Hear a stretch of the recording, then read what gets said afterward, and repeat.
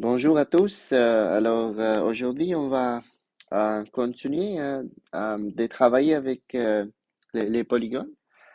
Donc, on va regarder les choses qu'on a vues la semaine passée et peut-être ajouter un peu plus de détails. OK, alors je vais commencer avec une question un peu quand même intéressante. OK, juste pour vous montrer que les figures ici, là, si on lit la question, OK, euh, les, il y a une zone en Irlande qui se compose d'environ 40 000 colonnes de lave refroidies, principalement des figures hexagonales, OK? Ça ressemble un peu à ça, OK? Puis hexagone, c'est une figure quand même intéressant, OK? Parce que tu peux comme, euh, tu peux comme coller plusieurs hexagones ensemble, puis il n'y aura pas la place qui va rester entre eux, OK? Puis je vais expliquer ça avec un schéma tantôt. Normalement, quand on met des carreaux sur les planchers, on utilise évidemment des carrés comme figure, OK? Mais on peut techniquement euh, utiliser un hexagone aussi, OK? Puis je vais vous expliquer pourquoi. OK, alors c'est ça la question. OK, si les colonnes forment des hexagones réguliers, combien d'entre elles est-ce qu'il faut se rejoindre, OK, pour former une tuile complète sans laisser l'espace entre les colonnes, OK? Alors comme ça, c'est un hexagone que j'ai déjà dessiné, ok? Alors, c'est supposé être un hexagone régulier, mais sans une règle et rapportant d'angle, c'est difficile de les tracer. Alors, j'ai fait les mieux que je pouvais. La question ici, c'est si je colle une autre figure hexagonale à côté, ok? Combien d'hexagones est-ce que je dois mettre pour pas qu'il reste de l'espace à côté. Peut-être ça va devenir clair avec un exemple, OK? Alors, ça, c'est les premiers hexagones. Peut-être je peux mettre un deuxième ici. Vous voyez? Alors, ça, c'est comme ça. Puis là, on va dire quelque chose de même, OK? Comme ça,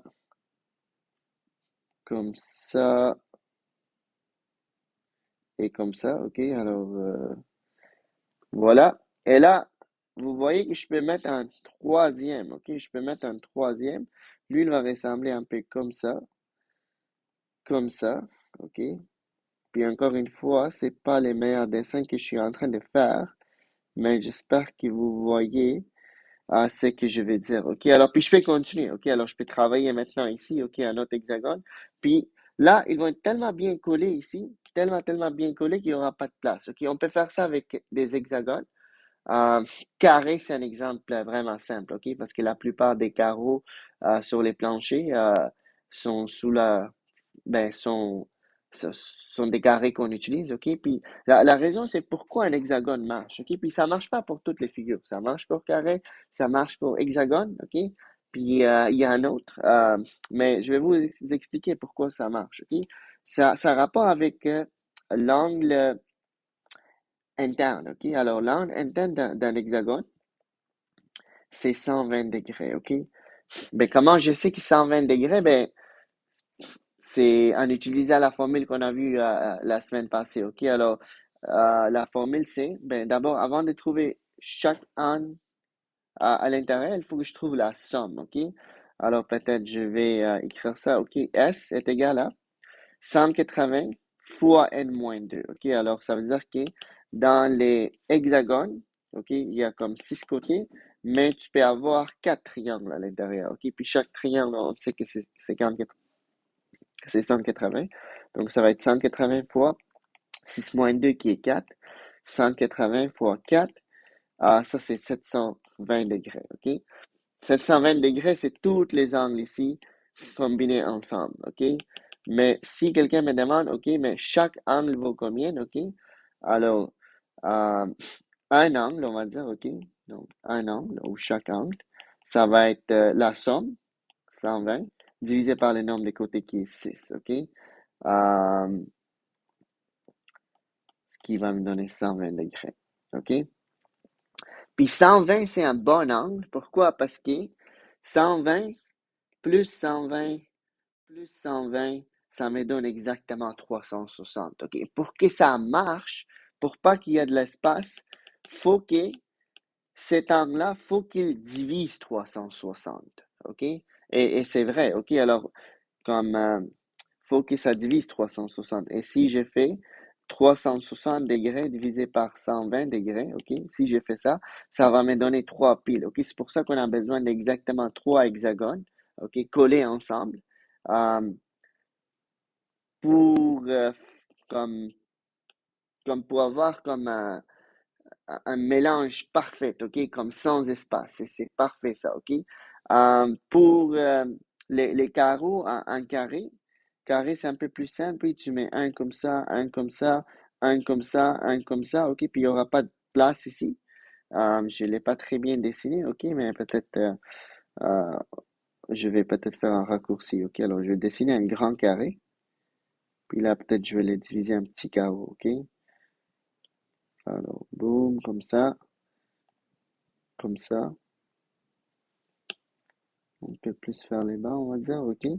Alors, dans les 4 carrés, OK, on a besoin de 4 petits carreaux pour, comme, pour que ça se colle bien, puis il ne me reste pas d'espace. Puis là, je peux continuer comme ça, OK? Encore une fois, c'est quoi la logique? Comment je sais combien il me faut? Ben, il faut créer 360 degrés, un peu comme ici. Ok. Il faut créer 360 degrés.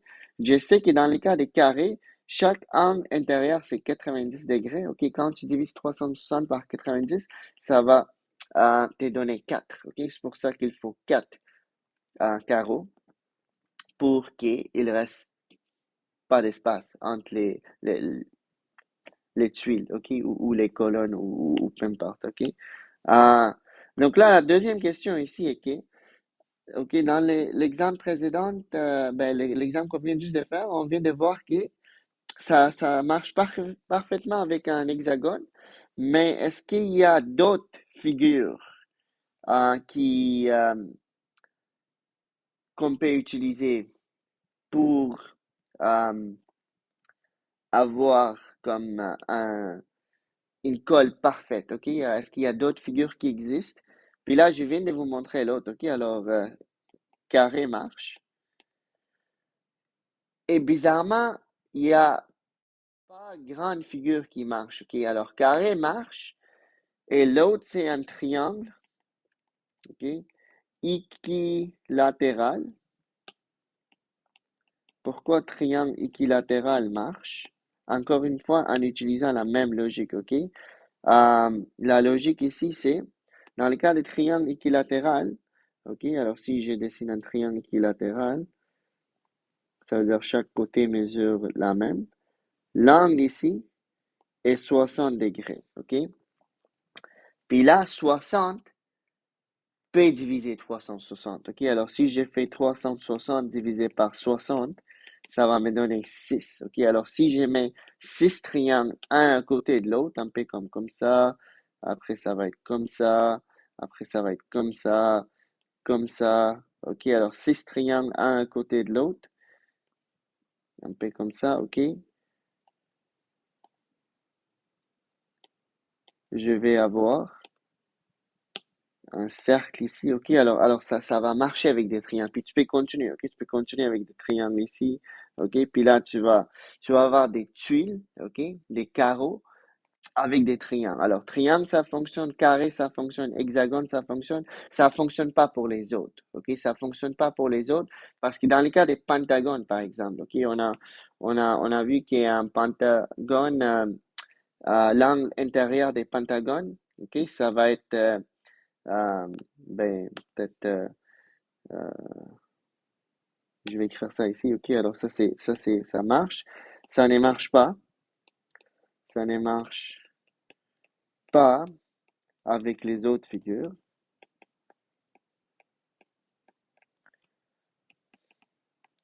Je vais donner un exemple, OK? Exemple, pentagone. Pourquoi ça marche pas avec pentagone? Mais pentagone, premièrement, je vais trouver c'est quoi la somme de toutes les angles. OK, ça va être juste 180, 5 moins 2. OK, 180 fois 3. qui me donne 540 degrés. Alors, dans le cas des pentagones, un angle mesure combien? Un angle intérieur, ok? Un angle, ça va être 140 divisé par 5, qui va me donner 108 degrés. Mais 360, ok, est divisé par 60. 360 est divisé par 90, il est divisé par 120, mais 360 est pas divisé par 108, ok? Et les autres en l'intérieur des autres figures. Alors, si j'ai fait ça, ok, ça va pas me donner un nombre entier, ok? On va rapidement voir qu'est-ce que ça donne. 360 divisé par 108, ça me donne 3.333, ok? Donc, ça marche pas. Vous voyez, ça va me donner environ 3.3 euh, barres, on va dire, ok? Donc, ici, ça m'a donné 3 piles. Alors, qu'est-ce que ça veut dire? Ça veut dire que tu mets 3 hexagones un à côté de l'autre, puis là, tu vas pouvoir comme avoir un angle de 360 degrés. Mais dans le cas des pentagones, je ne peux pas avoir 3.3 pentagones, ok? C'est comme soit ça doit être 3, soit ça doit être 4 ou 5 ou 6, ok? Alors, ça ne va pas marcher avec les autres figures. Ça marche seulement dans ces 3 exemples-là, ok? Alors, numéro 1, si vous voulez, c'est hexagone, 2, c'est carré, et 3, c'est triangle équilatéral, en utilisant cet argument-là, ok? L'argument, c'est tu regardes ton angle, l'angle euh, interne et faut que cet angle interne, faut qu'il soit capable de diviser 360. Ok, alors c'est ça la logique ici. Alors j'espère que c'est devenu un peu clair, mais j'ai d'autres choses à vous montrer aussi aujourd'hui. Alors je vais essayer d'aller un peu plus rapidement maintenant. Ok, donc une autre chose qu'on peut faire avec des polygones est qu'on peut calculer l'aire, ok? Alors, ça, c'est une situation problème. On parle d'une phare ici, ok? Qui se trouve sur l'île de Prince Edward. Puis là, la question, c'est, ok, si chaque côté de cet octogone régulier mesure 3,4 mètres, ok? Chaque côté est 3,4 mètres, ok? C'est un polygone régulier. Ça veut dire, ça c'est 3,4, ça c'est 3,4, ça c'est 3,4.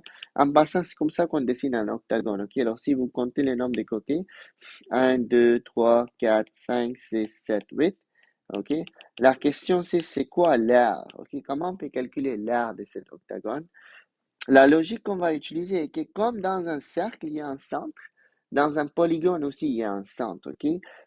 Puis, si on connecte les centres avec les sommets, ok, de notre polygone, les coins, ok, tout va devenir clair. Encore une fois, c'est pas les meilleurs dessins que j'ai faits, ok, je l'ai fait à la main, mais chaque triangle ici est supposé être identique, ok, chaque triangle est supposé être exactement la même chose. Pourquoi?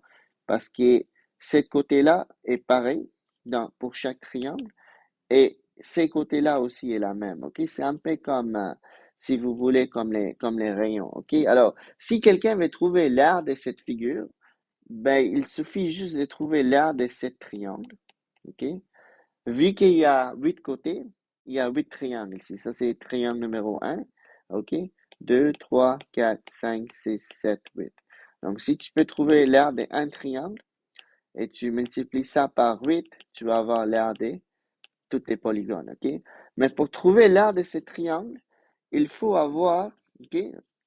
OK, alors peut-être je vais écrire ici. OK, je vais l'appeler. euh, A1 ou je vais juste mettre une flèche, je vais écrire A1. Et la formule, c'est l'aire d'un triangle, c'est base fois hauteur divisé par 2. J'ai la base, il me manque la hauteur. Ok, alors qu'est-ce que je vais devoir faire? Je vais devoir esquisser un hauteur moi-même. Ok, l'hauteur est supposé être perpendiculaire à la base, supposé faire un 90 degrés avec la base. Ok, Euh, ça va. Puis là, OK, mais c'est quoi la grandeur de cette hauteur? Comment on peut trouver ça? OK, ben, premièrement, il faut déterminer l'angle qui est ici, ok? Moi, je parle de comme cet angle-là ici, ok? L'angle au complet. Puis c'est pas très difficile de déterminer cet angle parce que cet angle-là ici, cet angle-là ici, ici, ils sont tous pareils, ok? Alors, tous ces angles-là combinés ensemble, ça fait 360 degrés parce que ça fait un cercle. Un cercle, c'est 360. Ok, donc comment on peut trouver un angle ici? Ben, vu qu'il y a 8 triangles, ok? Vu qu'il y a 8 triangles, pour trouver cet angle-là ici, peut-être je vais utiliser, je sais pas, une autre couleur, ok? Pour trouver cet angle-là ici, il suffit juste de faire 360 divisé par 8, ok? Qui va me donner, euh, je pense 45, attends, 45 degrés. Comment cet angle-là va m'aider? Ben, cet angle-là est vraiment, vraiment important parce que là, maintenant, je vais analyser les triangles ici, ok? Alors, je sais que cet angle-là ici, l'angle de là à là, c'est 45, ok? Cet angle-là ici, c'est 45. Donc là, si je regarde les triangles rectangles qui est ici, ok? Soit les triangles à gauche ou à droite, c'est les mêmes triangles, ok? Alors, si je dessine les triangles rectangles comme ça,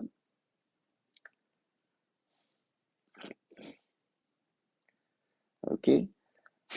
Je parle de comme ce triangle-là ici, la moitié, ok? Ben, la base de ce triangle, ok, c'est 1,7 mètres parce que ça va être la moitié ici, ok? Cette côté-là et cette côté-là est pareil.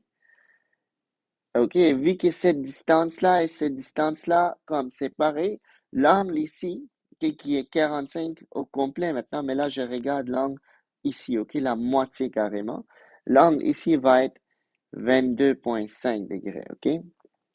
22,5 degrés. Donc là, ça veut dire que j'ai un triangle rectangle, j'ai deux informations. J'ai la base, ok, j'ai un autre angle. Je peux faire SOHCAHTOA maintenant pour trouver ces côtés-là ici, ok, qui représentent la hauteur, ok. Comment on va faire ça? Ben, premièrement, si ça c'est l'angle que j'ai, ça veut dire que ça c'est les côtés opposés, ça c'est l'hypoténuse, et ça c'est les côtés adjacents, ok. En passant, l'aire des triangles maintenant va être base fois la hauteur. La hauteur ici et les côtés adjacents. Ok? Ne mélangez pas les H ici avec les H là-bas. Parce que moi, je cherche la hauteur qui est cette côté-là. Ok? Cette côté-là ici. Donc, ça va être base fois les côtés adjacents. Ok? Divisé par 2. Il faut juste que je trouve les côtés adjacents. Comment on va faire ça? Ben, je sais que je vais devoir utiliser les côtés opposés. Donc, ça va être soit sinus ou ça va être tangente. Ok? Mais sinus si j'utilise sinus, ça va marcher, ça va me donner l'hypoténuse, mais moi, je ne vais pas l'hypoténuse. Peut-être je vais juste mettre un H majuscule ici pour dire que c'est un hypoténuse, ok? C'est pas cet H-là ici. Ok, donc ça veut dire que je vais devoir utiliser tangente, ok? Alors, pour trouver les côtés adjacents, ok? Donc, tangente de mon angle est égal à côté opposé sur adjacent, là, je remplace. Tangente des 22,5 est égal à côté opposé qui est 1,7 divisé par côté adjacent qui est A. Je vais juste faire produit croisé ici, ok? Alors, je vais mettre dénominateur 1. Je vais multiplier comme ça. Ça va devenir tangente des 22,5 fois A. Et si je multiplie comme ça va être juste est égal à 1,7. Finalement, je vais diviser, ok, par ça pour avoir les A toutes seules. Alors, je vais diviser par tangente des 22,5 divisé par tangente des 22,5. Ça va disparaître et ça va me donner la valeur des A. Euh, juste pour être sûr, ok, alors je vais aller sur mode. Je suis en mode degré, c'est bon, ok, il faut que je sois en degré. C'est quoi que je dois faire? Je dois faire 1,7 divisé par tan de 22,5. OK. 1,7 divisé par tangente de 22,5. Et là, ça me donne environ 4,104. OK. On va dire 4,1 environ. 4,1. mètres, OK? Donc, qu'est-ce que j'ai fait? OK, c'est un peu compliqué, right? Parce que on dirait que comme il y a beaucoup de choses qui s'est passé. Premièrement, on parle d'un octogone, alors j'ai dû dessiner un octogone. Après, j'ai dit que comme un cercle, les polygones aussi ont un centre. Puis là, j'ai créé chaque triangle ici, OK, à l'intérieur de mon polygone, OK, en allant vers les coins, vers chaque coin, OK. Puis là, la logique ici est que si je peux trouver l'aire d'un triangle ici, je peux maintenant trouver, ben, je pourrais trouver l'aire des les polygones au complet. OK, alors juste besoin de trouver l'aire d'un triangle. Après, je vais multiplier ça par 8 parce qu'il y a 8 triangles identiques à l'intérieur ici. OK, donc là, mon focus était à la place de trouver l'aire des polygones, j'ai trouvé l'aire des triangles. Pour trouver l'aire des triangles, il faut utiliser cette formule. OK, la base des triangles était donnée, c'était 3,4, mais il manquait la hauteur. OK, mais j'ai pu trouver la hauteur parce que j'ai pu trouver cet angle-là ici en mauve, OK? Parce que chaque angle-là ici est pareil, OK? Puis je sais qu'il y a 8 angles comme ça, OK? Qu'il y a 8 angles ici parce qu'il y a 8 triangles. Donc, si je divise 360 par 8, ça va me donner l'angle, OK? Alors, ça va me donner l'angle ici. Mais ça, c'est pas un triangle rectangle. C'est pour ça que j'ai choisi de travailler avec la moitié des triangles ici, OK? La moitié. Donc, quand je travaille avec la moitié de triangle, ces côtés-là vont devenir la moitié des 3,4, OK? Puis cet angle-là ici, OK? Cet angle-là ici va devenir la moitié des 45, 22,5. En utilisant cette information, et SOHCAHTOA, j'ai pu trouver les côtés adjacents, OK? Alors ça, c'est les côtés adjacents. Maintenant, je vais utiliser ce côté adjacent pour trouver l'aire de ce triangle-là, OK? Ce triangle-là. A1, c'est ce triangle-là ici, tout ça, OK? Alors, c'est juste la base. Et la base de ce triangle, c'est 3,4 fois 4,1. Mais là, je commence à perdre la précision, OK? Parce que ça, c'est pas ma réponse finale, désolé. Je pense que je vais faire 4,104, OK? Alors, on va garder d'autres chiffres après la virgule, puis on va arrondir à la fin, OK? Pour pas perdre la précision. Alors, 4,104 divisé par 2, OK? Donc, si j'ai fait ça, euh, il y a des élèves qui peuvent même utiliser cette valeur-là ici, OK? Et faire fois, euh, est-ce que c'est 3,4? Ouais, 3,4 divisé par 2, OK, pour pas perdre la précision, ça me donne 6,977, OK? Alors, 6,977 mètres carrés, OK? Ça, c'est l'aire d'un triangle. Mais moi, je vais l'aire de tous les polygones, OK? Alors, l'aire des polygones, alors l'aire totale, qui va être égale à, peut-être je vais briser ça en étapes, oui. Alors, première étape, c'était de dessiner. Deuxième étape, c'était de trouver l'angle. OK? Troisième étape ici, c'était de travailler avec les triangles rectangles, diviser l'angle en deux, diviser les 3,4 en deux, OK? Pour trouver les côtés adjacents. Quatrième étape, c'est je trouve l'aire d'un triangle. Cinquième étape, maintenant, je vais utiliser euh, l'aire que j'ai calculé pour trouver l'aire des polygones au complet. Ça va être juste 6,977 fois 8 parce qu'il y a 8 triangles, OK? Et si je fais ça dans la calculatrice, je vais aller en haut ici, OK? Et là, je vais faire fois 8. Ça va me donner 55,8, OK? Euh, 55,8, on va dire, OK? 55,8. Si on arrondit à un chiffre après la virgule, encore une fois, c'est pas spécifié dans la question, mais on va le laisser comme ça. Mètre carré. OK, j'espère que c'est clair. Comment ça marche, parce que je vais vous donner une autre question comme ça, mais ça va pas être un octagone. Je pense que c'est un hexagone dans votre cas, mais l'idée va être la même, OK? Donc là, on continue. Ça, c'est les dernières questions. Je sais que c'est devenu un peu long, mais c'est pour ça que je vais vous donner une période d'exercice demain, OK? Ça, c'est la question que j'avais dit qui était dure, OK? Alors, dans les travails précédents, il y avait des questions un peu dures parce que c'est un peu On peut faire ça algébriquement, mais le setup est dur. OK? Alors, si quelqu'un te dit qu'il y a un polygone régulier, OK? Que chaque angle dans un polygone régulier mesure 140 degrés, combien de côtés est-ce que ce polygone il a? OK? Puis là, les jumeaux étaient intelligents. Les jumeaux euh, ont commencé à faire ça par essai-erreur. Ça peut marcher avec essai-erreur, OK? Parce que nous, on a cette formule fameuse qui est donnée, OK? Alors, ça va être donné dans le test aussi, que la somme de toutes les angles est égale à 180 fois n moins 2, OK? Donc là, on peut faire des essais-erreurs. OK, si j'ai dit que est-ce que c'est euh, 7 côtés, OK? Est-ce que c'est 7? Ben, là, qu'est-ce que tu fais? Tu fais 180, OK? 7 moins 2, ça c'est l'angle total. Et là, il faut diviser ça par 7, oui, pour voir combien. OK, alors ça c'est le 900 ici, c'est tous les angles combinés ensemble. OK, c'est la somme des angles intérieurs. Mais quand tu divises ça par 7, OK, 128, c'est quand même proche. Vous voyez de la réponse. Euh, mais là, ça veut dire qu'il faut que j'augmente les côtés. Alors, 180, peut-être, est-ce que c'est 8? OK, alors 8 moins 2, euh, divisé par 8. Et là, ça donne 135. OK, j'approche 140. OK, après, j'essaye avec 9. Après, j'essaye avec 10. Puis là, à un moment donné, ça va marcher. OK, mais c'est beaucoup d'essais-erreurs, mais ça va fonctionner.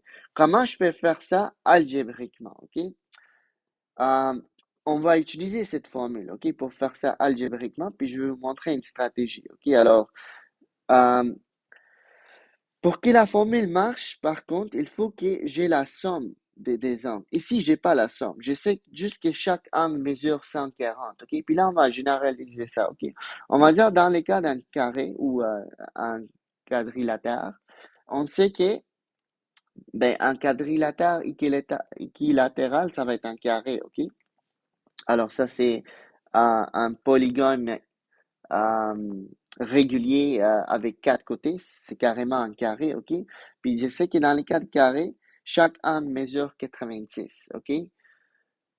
Mais comment on peut trouver S? OK? Si tu sais que chaque angle mesure 90, il suffit juste de multiplier cette 90 par les nombres des côtés, parce que les nombres des côtés et les nombres des angles sont pareils. OK? Si la figure a 4 côtés, mais ça veut dire qu'il va aussi avoir 4 angles. OK? Donc là, pour avoir la somme, OK, ça va être fois 4 qui va me donner 360. OK? Alors la somme de toutes les angles à l'intérieur d'un carré, c'est 360. C'est la même chose à peu près avec un triangle. OK? Alors si on a un triangle euh, équilatéral, ça veut dire qu'il y a un polygone régulier des 3 côtés, OK? Je sais que chaque angle mesure 60 degrés, mais comment je peux trouver la somme de toutes mes angles? Ben, ça va être 60 fois 3, qui est 180, OK? Alors, il faut juste que tu multiplies cette valeur-là par les nombres des côtés, OK? Ici, je l'ai multiplié par 3, là-bas, je l'ai multiplié par 4. Problème ici est que je sais que ça, c'est un polygone régulier. OK, je sais que chaque angle mesure 140 degrés, mais je ne connais pas les nombres des côtés. OK, alors c'est par quoi est-ce que je dois multiplier? Ben, par les nombres des côtés que je ne connais pas. OK, alors ça va être 140 fois n. OK, ça, c'est l'étape la plus importante ici. OK, parce que chaque angle mesure 140 degrés. Combien de côtés est-ce que nous, on en a? Mais on ne sait pas pour le moment, mais on sait qu'il y a n côtés, OK? Les mêmes n qu'on a mis ici, OK? Donc là, ça, c'est l'étape la plus importante, OK? Et là, ça devient ça. OK, maintenant, le but, c'est de résoudre pour n, OK? Il faut avoir les n toutes seules. OK, alors qu'est-ce que nous, on va faire? Ben, pour avoir les n toutes seules, soit à gauche ou à droite, il faut se débarrasser des parenthèses. Donc, on va multiplier, OK? Parenthèse en maths veut dire multiplication. 140n, OK? Alors, j'espère que c'est devenu clair pourquoi 140n. C'est comme si j'utilisais cette logique-là, OK? Ici, c'était 90 fois 4, parce qu'il y a 4 côtés. Chaque angle mesure 90 degrés, OK? Ici, c'était 60, OK? Parce que chaque angle dans un polygone régulier des 3 côtés mesure 60. OK? Fois 3 parce que ce polygone-là a 3 côtés. OK? Mais en général, il faut que tu multiplies toujours par les nombres des côtés. Les nombres des côtés, c'est n. OK? OK, on continue. Alors là, ça va me donner 180n moins 360. OK, je suis presque là. Le but, c'est d'avoir toutes les n ensemble et les nombres, on les garde à l'autre côté. Alors, vous voyez OK, alors qu'est-ce que je vais devoir faire? Je vais devoir bouger les 180 à gauche. OK? Alors, ça va être 140 n quand les 180 n va bouger à gauche. Si c'est positif, il devient négatif. OK, ça va devenir moins 180 n est égal à moins 360. Alors là, ça va me donner, là, je peux simplifier ça parce que c'est des thèmes semblables. OK, ils ont la même variable, même exposant.